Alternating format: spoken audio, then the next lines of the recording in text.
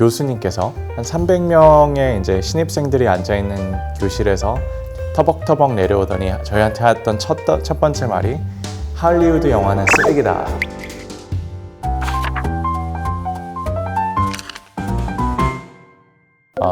이름은 전우석, 하지만 영문 이름은 조세프 존. 출생은 제가 미국의 이제 미네소타라는 추운 주에서 태어났고요. 직업은 현재 글쎄요, 다큐멘터리 연출자 혹은 저는 스토리텔러라고 많이 표현을 하는데, 제가 영화 공부를 학부 때 했었어요. 저를 가르친 감독님께서 감독이라는 타이틀에 굉장히 자부심이 강해서 너네들은 함부로 너네가 디렉터라는 이런 말을 함부로 하지 말아라, 그래서 영화를 몇 개 찍은 사람들 넌 디렉터가 아니야 이런 식으로 이제 폄하하시던 분이신데, 그래서 그때 트라우마가 좀 남아있어서 저는 함부로 디렉터라고 소개한 적이 없었던 것 같고요. 그리고 ENFP인데 MBTI를 글쎄요, 미국에서는 사람들이 물어보는 거 한 번도 못 들어본 것 같은데 한국에서는 뭐 혈액형처럼 뭐 ENFP에 잘 맞는 것 같아요. 뭐 캠페이너라는 어떤 타이틀이 있던 것 같은데, 저도 호기심 많고 새로운 거 시작하는 거 좋아하고 그래서 저랑 잘 맞는 것 같습니다. 다음으로 넘어가나요?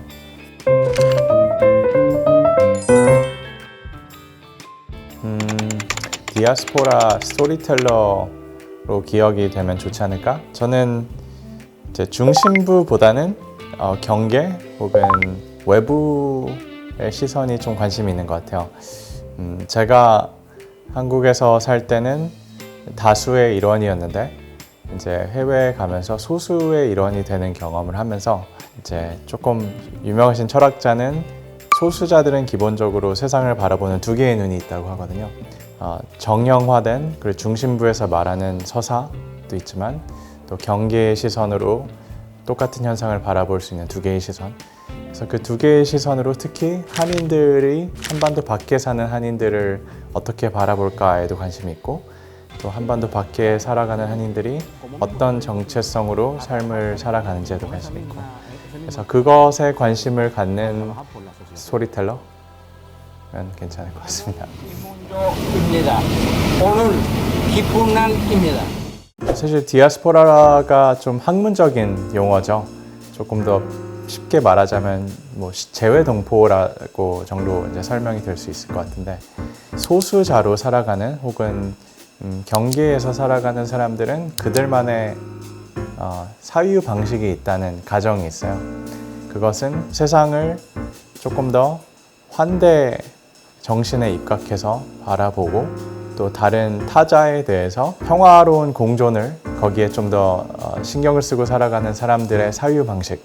저는 이제 대한민국을 봤을 때 혹은 트럼프 같은 분이 다시 대통령이 될 수 있는 미국을 봤을 때 우리가 우리 주위에 다른 외부인, 소수자, 난민, 이민자 등등의 사람들을 바라보는 어떤 긍휼적, 환대적 시선이 과연 현재 존재하는가라는 정직한 물음에 잘 모르겠거든요.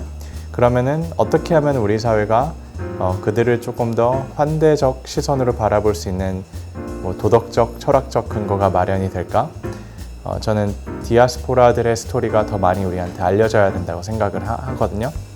그래서 디아스포라적 사유, 디아스포라적 정체성은 무엇일까? 이 질문을 한번 남기었으면 어떨까 생각됩니다.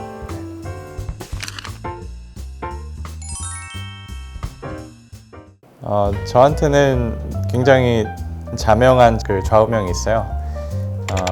Carpe Diem인데, 이제 미국에서 태어났기 때문에 태어나자마자 이제 이중국적이 있었어요. 근데 이제 4살 때 한국에 들어와서 계속 자라나면서 한국 국적법상 18살이 되기 전에 한 나라의 국적을 선택을 하고 다른 나라의 국적을 버려야 되거든요. 저는 한국에서 그냥 비교적 잘 생활하고 있었기 때문에 제가 미국에 가서 할 거라는 상상을 못 하고 있던 차에 아빠가 이제 그 질문을 한 거죠. 너는 내년이 되기 전에 한 나라의 국적을 정해야 되는데 어떤 걸 정할래? 그냥 우리나라의 평범한 고딩일 뿐이었거든요. 그래서 어떤 한 나라의 국적을 결정해야 되는 그 무게감을 당시에는 이해하지 못하고 있었는데, 아빠가 죽은 신의 사회라는 영화를 한번 제안을 해주셨어요. 아마 한국에서 학창 시절을 보낸 대부분의 사람들은 저와 동의를 할 수 있겠지만 우리나라 교육 시스템이 좀 무한 경쟁 그리고 입시 제도를 위해서 존재하기 때문에 우리의 어떤 개인성이라든지 개성이라든지 우리의 뭐 창작성이라든지 그것을 사실 더 죽이는 사회잖아요. 죽은 신의 사회를 보면서 거기 안에 캐릭터들과 저를 굉장히 동질화했던 것 같아요. 그래서 막연히 저는 미국에 가면은 carpe diem 이제 이 순간을 더 내 것으로 만들 수 있는 삶을 살 것이라고 생각을 했었고 그래서 이제 미국을 가자 이렇게 결정을 했었거든요. 영화 내에서 나오는 키팅 선생님이 대학 입시 제도에 찌든 미국 그 프라이빗 스쿨 사립 학교의 이제 친구들에게 이제 속삭이는 장면이 있잖아요. 지금 이 순간을 내 것으로 만들어라, 너 것으로 만들어라. 왜냐면은 이 학교를 지나쳐서 성공했었던 모든 대선배들이 지금 다 벌레의 먹이가 된 돌아가신 분들이기 때문에 지금 이 순간에 너가 정말 하고 싶은 어떤 것을 잡지 않는다면 이것은 영원히 흘러갈 것이다. 뭐 이런 말투가 저는 당시에 굉장히 솔깃했었던 것 같아요. 청소년의 마음에 불이 지펴진 순간이 칼페디엄이었기 때문에 그 이후로 저는 모든 결정을 했을 때 마음을 가장 두근거리게 하는 결정을 했었던 것 같아요.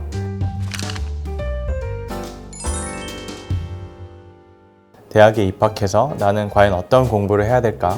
이제 초반에 고민을 했는데 제 대학교 첫 수업이 교양 수업이었는데 영화의 역사라는 수업이었었어요. 교수님께서 한 300명의 이제 신입생들이 앉아 있는 교실에서 위에서부터 프렌치 코트를 입고 이제 헝클어진 백발머리에 터벅터벅 내려오더니 저희한테 했던 첫 번째 말이 할리우드 영화는 쓰레기다.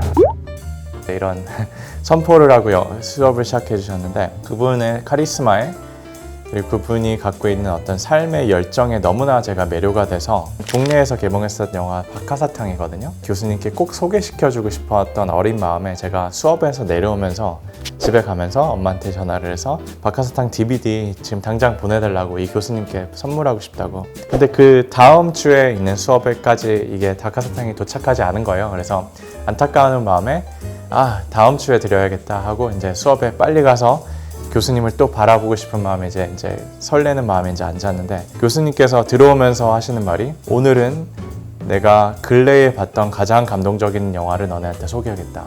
It's called Peppermint Candy.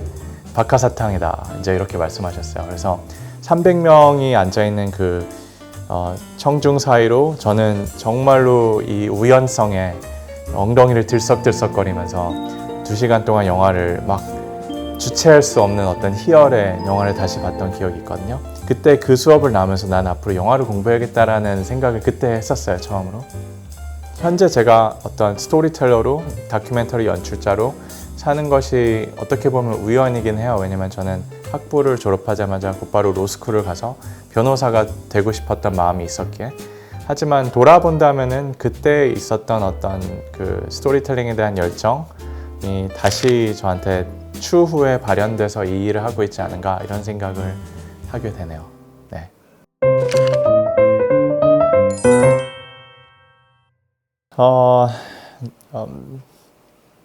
각자 사람마다 어떤 일을 정할 때, 어떤 일을 할 때 그 우선순위가 존재하는 것 같아요.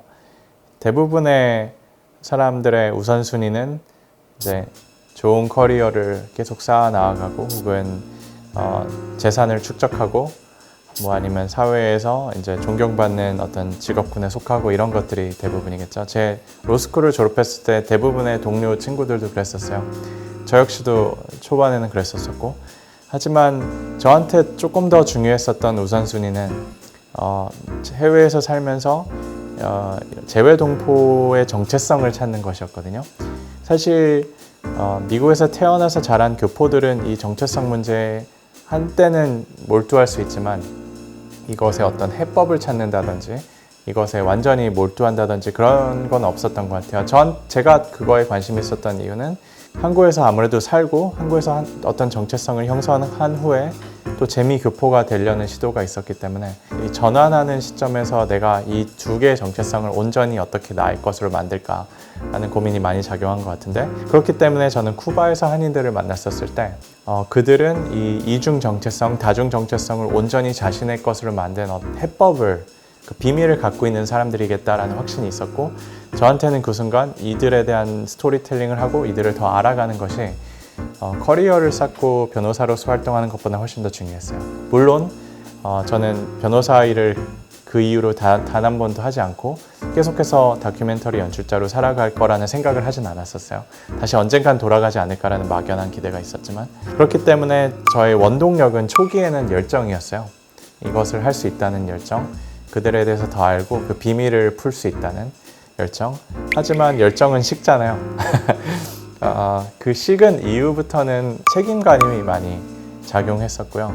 이왕 하는 건 제가 발견한 소재만큼 좋은 스토리텔링을 하고 싶었던 게 목적이었기 때문에 그렇기 때문에 열정이 식은 후에 책임감과 어떤 희생정신과 프로페셔널리즘이 대처를 했다. 그리고 그 이후부터는 글쎄요, 뭐 다른 원동력은 많이 없었던 것 같아요. 하나가 만약 있었다면 제가 두 영화를 다 펀드레이징을 통해서 만들었어요. 킥스타터를 통해서 했는데 그래서 아는 지인부터 모르는 사람들까지 돈을 굉장히 많이 투자를 해줬어요. 그 투자금을 헛되게 쓰기 싫었어요. 빚진 마음이 어느 정도 있었고 그래서 그 책임감이 많이 작용했던 것 같습니다.